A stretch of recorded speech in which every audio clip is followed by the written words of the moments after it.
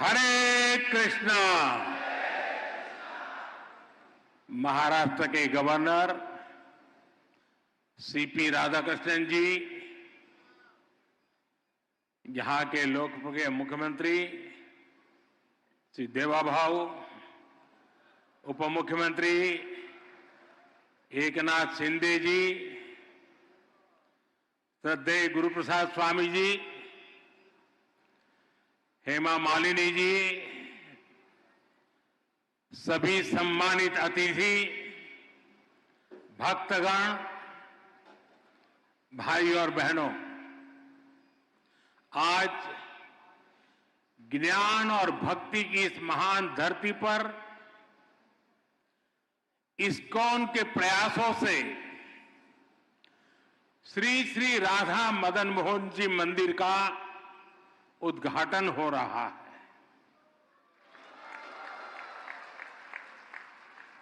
मेरा सौभाग्य है कि मुझे ऐसे अलौकिक अनुष्ठान में अपनी भूमिका निभाने का पुण्य प्राप्त हुआ है। ये इस्कॉन के संतों का अपार स्नेह और अपनापन है। श्रील प्रभुपाद स्वामी का आशीर्वाद है। मैं सभी पूज्य संतों का आभार करता हूं, उनके चरणों में प्रणाम करता हूं। मैं अभी देख रहा था श्री राधा मदन मोहन जी मंदिर परिषद की जो रूपरेखा है, इस मंदिर के पीछे जो विचार है, इसका जो स्वरूप है, उसमें अध्यात्म और ज्ञान की संपूर्ण परंपरा के दर्शन होते हैं। मंदिर में ईश्वर के विविध स्वरूपों के दर्शन होते हैं,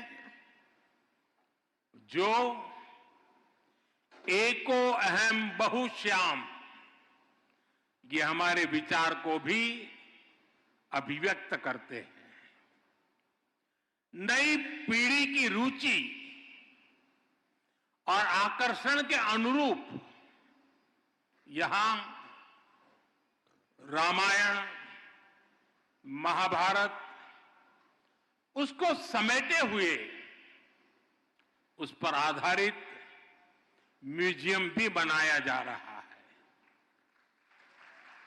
यहां वृंदावन के 12 जंगलों पर आधारित एक उद्यान भी विकसित किया गया है। मुझे विश्वास है ये मंदिर परिसर आस्था के साथ साथ भारत की चेतना को भी समृद्ध करने का एक पुण्य केंद्र बनेगा। मैं इस पुनीत कार्य के लिए इस्कॉन के सभी संतों और सदस्यों को और महाराष्ट्र के लोगों को बहुत बहुत बधाई देता हूं। साथियों, आज इस मौके पर मुझे परम श्रद्धेय गोपाल कृष्ण गोस्वामी महाराज का भावुक स्मरण भी हो रहा है। इस प्रोजेक्ट में उनका विजन जुड़ा हुआ है। भगवान श्री कृष्ण के प्रति उनकी अगाध भक्ति का आशीर्वाद जुड़ा हुआ है।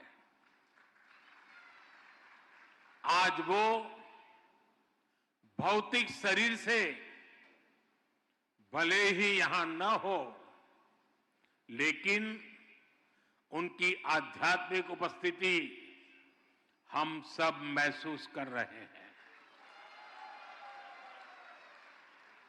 मेरे जीवन में तो उनके स्नेह का, उनकी स्मृतियां का एक अलग ही स्थान है। उन्होंने जब विश्व की सबसे बड़ी गीता का लोकार्पण करवाया तो उसके लिए मुझे आमंत्रित किया और मुझे भी वो पुण्य प्रसाद मिला। श्रील प्रभुपाद जी की 125वीं जन्म जयंती के अवसर पर भी मुझे उनका सानिध्य प्राप्त हुआ था। मुझे संतोष है कि आज मैं उनके एक और सपने को पूरा होते देख रहा हूं, उसका साक्षी बन रहा हूं। साथियों, दुनिया भर में फैले इस्कॉन के अनुयायी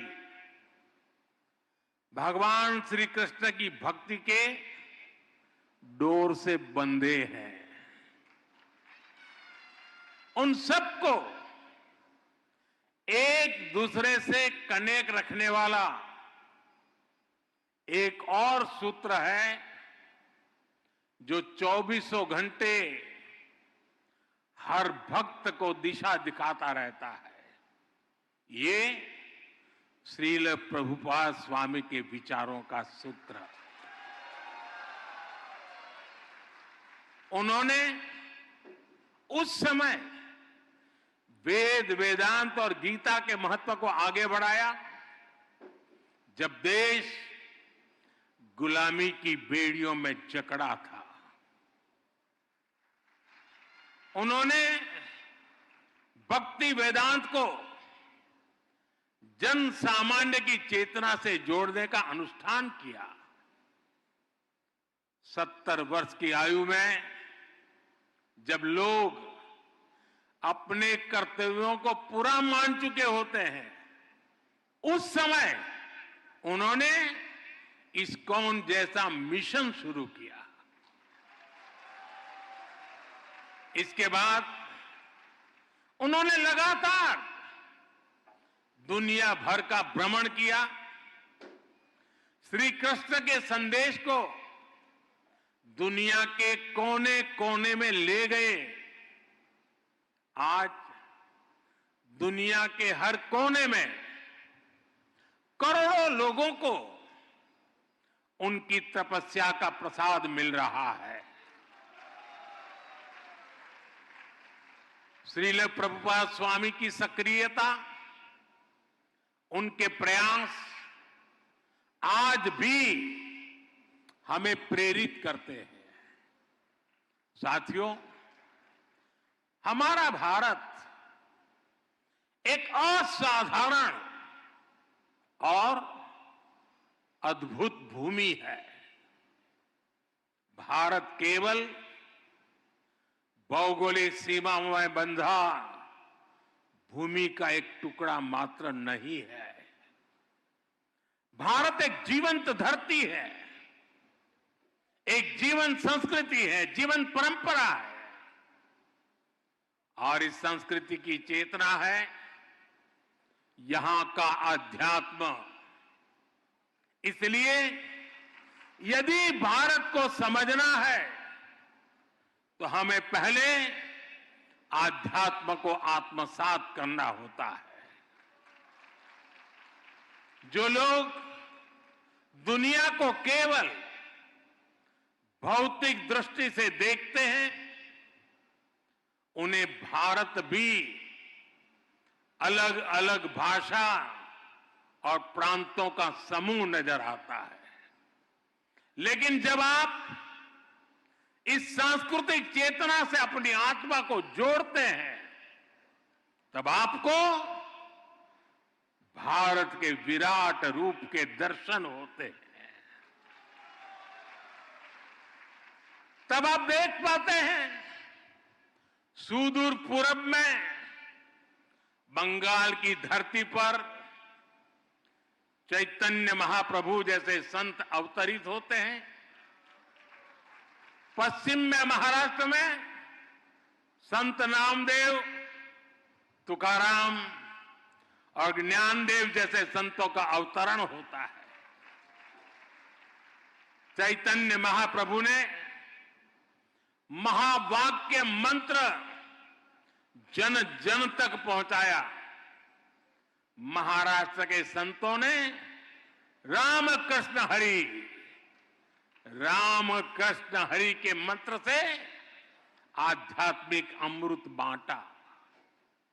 संत ज्ञानेश्वर ने ज्ञानेश्वरी गीता के जरिए भगवान कृष्ण के गुण ज्ञान को जनसुलभ बनाया। इसी तरह श्रील प्रभुपाद जी ने इस्कॉन के माध्यम से गीता को लोकप्रिय बनाया। गीता की टीकाएं प्रकाशित कर उसकी भावना से लोगों को जोड़ा। अलग अलग स्थानों पर जन्मे ये सभी संत अपने अपने तरीके से कृष्ण भक्ति की धारा को गति देते रहे हैं।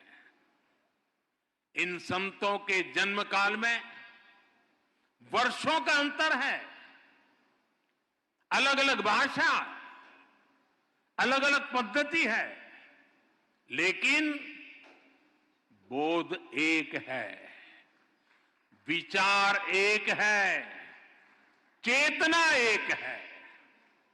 सभी ने भक्ति के प्रकाश से समाज में नए प्राण फूके, उसे नई दिशा दी, अविरत ऊर्जा दी। साथियों, आप सभी परिचित हैं, हमारी आध्यात्मिक संस्कृति की नींव का प्रमुख आधार सेवा भाव है। आध्यात्मिकता में जनार्दन सेवा और जन सेवा एक हो जाते हैं। हमारी आध्यात्मिक संस्कृति साधकों को समाज से जोड़ती है, उनमें करुणा की भावना पैदा करती है। ये भक्ति भाव उन्हें सेवा भाव की ओर ले जाता है। दातव्यमिति यद्दानम दीयते अनुपकारिणे देशे काले च पात्रे च तद दानम सात्विकम स्मृतम। श्री कृष्ण ने हमें इस श्लोक में सच्ची सेवा का मतलब बताया है। उन्होंने बृहद सुंदर तरीके से समझाया है कि सच्ची सेवा वही है जिसमें आपका कोई स्वार्थ ना हो।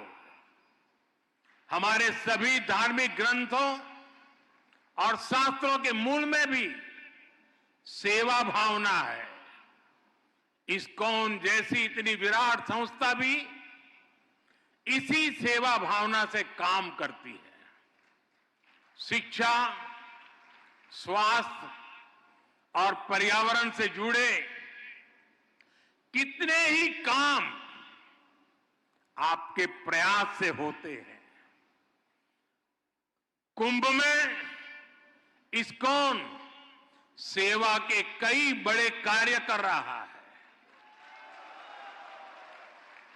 साथियों, मुझे संतोष है कि हमारी सरकार भी इसी सेवा भावना के साथ पूरे समर्पण से लगातार देशवासियों के हित में काम कर रही है।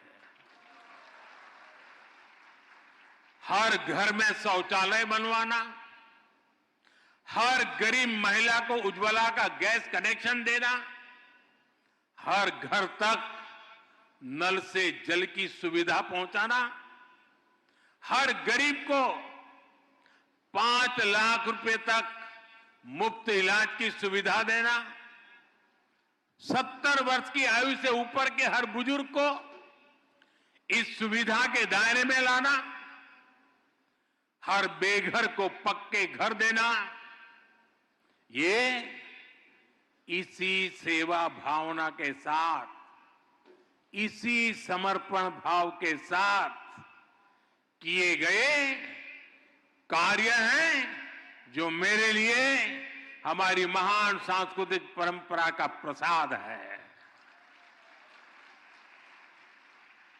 सेवा की यही भावना सच्चा सामाजिक न्याय लाती है, सच्चे सेक्युलरिज्म का प्रतीक है।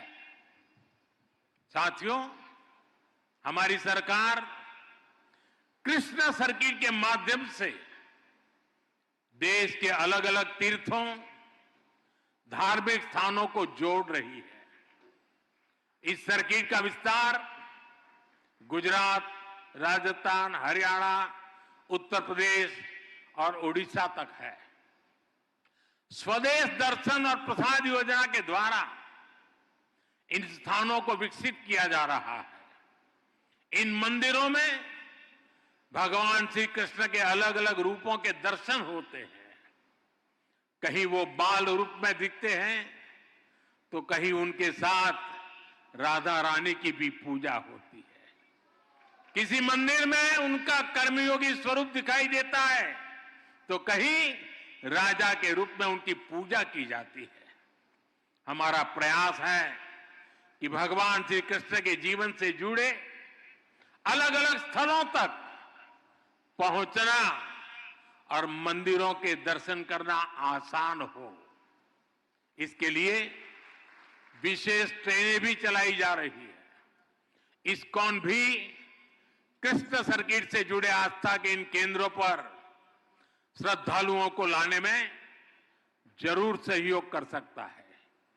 मेरा आपसे आग्रह है कि आप अपने सेंटर से जुड़ने वाले सभी भक्तों को भारत में कम से कम 5 ऐसे स्थानों पर जरूर भेजें।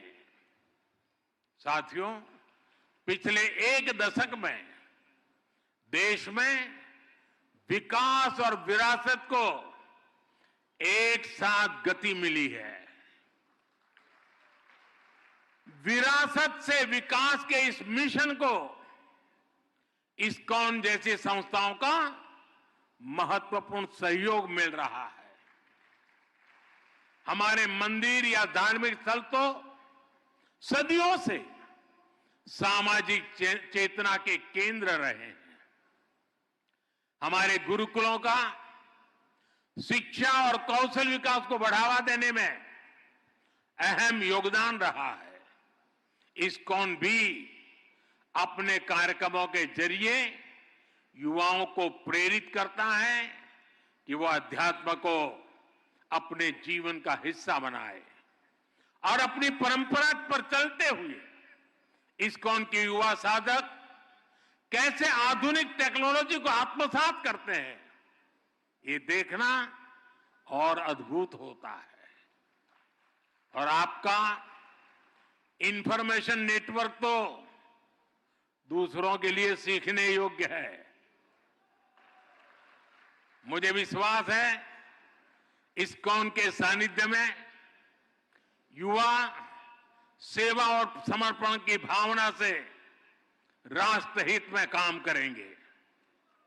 इस परिसर में भक्ति वेदांत आयुर्वेदिक हीलिंग सेंटर की सुविधा भी लोगों को मिलेगी। और मेरा तो मत है, दुनिया के लिए मैंने हमेशा संदेश दिया है, हील इन इंडिया।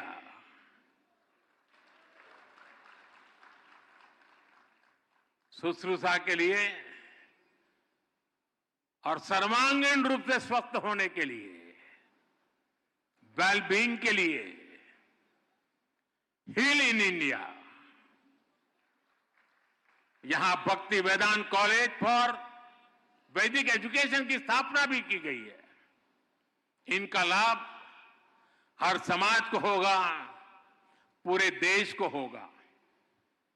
साथियों, हम सब देख रहे हैं कि वर्तमान समाज जितना आधुनिक हो रहा है उतनी ही उसे संवेदनशीलता की भी जरूरत है। हमें संवेदनशील इंसानों का समाज तैयार करना है। एक ऐसा समाज जो मानवीय गुणों के साथ आगे बढ़े। एक ऐसा समाज जहां अपनेपन की भावना का विस्तार हो। इस्कॉन जैसी संस्था अपने भक्ति वेदांत के माध्यम से दुनिया की संवेदनशीलता को नया प्राण दे सकती है। आपकी संस्था अपनी क्षमताओं का उपयोग कर पूरी दुनिया में मानवीय मूल्यों का विस्तार कर सकती है। मुझे विश्वास है कि प्रभुपाद स्वामी के आदर्शों को जीवंत बनाए रखने के लिए इस्कॉन के महानुभाव इसी तरह हमेशा तत्पर रहेंगे। मैं एक बार फिर राधा मदन मोहन मंदिर जी के लिए पूरे इस्कॉन परिवार को, सभी देशवासियों को बहुत बहुत बधाई देता हूं। आप सबका बहुत बहुत धन्यवाद। हरे कृष्णा, हरे कृष्णा, हरे कृष्णा।